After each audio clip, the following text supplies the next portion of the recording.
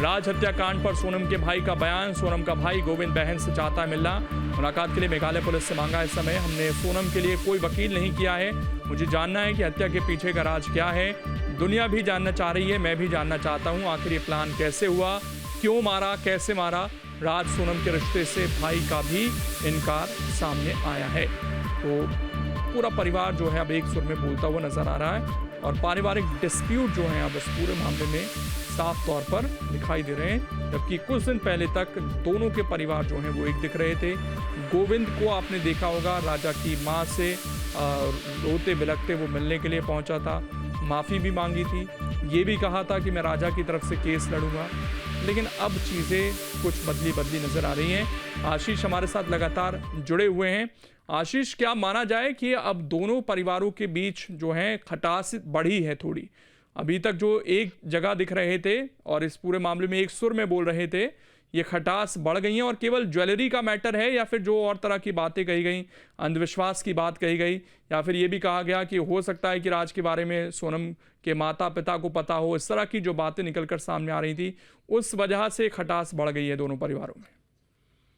जी बिल्कुल, देखिए जिस तरीके से सोनम के घर वालों के सुर बदले हैं, तो कहीं न कहीं यह बात सामने अपन मान सकते हैं कि दोनों परिवार में खटास हो चुकी है। क्योंकि जिस तरीके से अभी गोविंद के पिता और गोविंद की माँ तीनों ने एक तरीके से अपनी बेटी का बचाव करते हुए कहा, वहीं गोविंद का ये भी कहना है कि मैं शिलांग पुलिस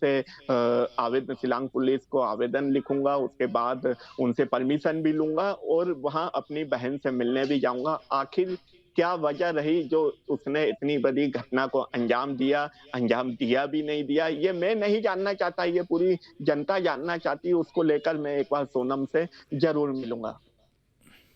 इसके अलावा देखा जाए तो ये दोनों परिवारों के स्टैंड को थोड़ा समझाइए इस शादी को लेकर। अब जो फाइनेंशियल डिस्प्यूट, एक तो ज्वेलरी का हो गया, आपने गाड़ी का जिक्र किया, इसका सॉल्यूशन कैसे चाहते हैं दोनों परिवार? क्या पुलिस के जरिए चाहते हैं, कोर्ट के जरिए चाहते हैं, या समाज के जरिए? कई बार हमने देखा है कि बातचीत होती है, तो क्योंकि इसमें डेथ हुई है एक व्यक्ति की, क्या इसका सॉल्यूशन निकलता दिख रहा है? जी बिल्कुल, देखिए जिस तरीके से सोनम के पिता का ऑफ कैमरा यह कहना था कि मैंने जिस तरीके से राजा के परिजन को सभी ज्वेलरी सौंप दी है, उसके बावजूद भी इस तरीके के आरोप कहीं न कहीं एक सवाल खड़ा करता है। अब आने वाले समय में पहले मेरी यह बेटी से एक बार मिल लूँ, उसके बाद ही आने वाले समय में मैं भी आगे क्या कदम उठाना है, वह मेरी बेटी खुद उठाएगी। अब देखना यह होगा कि क्या सोनम से मुलाकात उसके परिजन करने जाएँगे कि नहीं जाएँगे। बिल्कुल। और अगर एक चांस हम ये कह दें कि सोनम उनके सामने भी ये कह दे कि मैंने नहीं मारा, तो उसके बाद क्या सवाल पूछा गया है? फिर सोनम के परिवार का क्या स्टैंड रहेगा इस पूरे मामले में? क्या फिर वो सोनम की तरफ से लड़ेंगे? क्योंकि पहले तो उनका ये बयान था कि हम राजा की तरफ से लड़ेंगे। बिल्कुल, जिस तरीके से ऑफ कैमरा सोनम के पिता का कहना है कि बिल्कुल हम सोनम का बचाव करेंगे, एक बार बेटी ने अगर मारा होगा तो बिल्कुल उससे कभी भी नहीं मिलेंगे और अगर नहीं मारा होगा तो बिल्कुल हम उस सभी चीज़ों का और सभी शब्दों का जवाब कोर्ट और पुलिस के माध्यम से देंगे। शुक्रिया आपका आशीष, जुड़ने के लिए और जानकारी देने के लिए।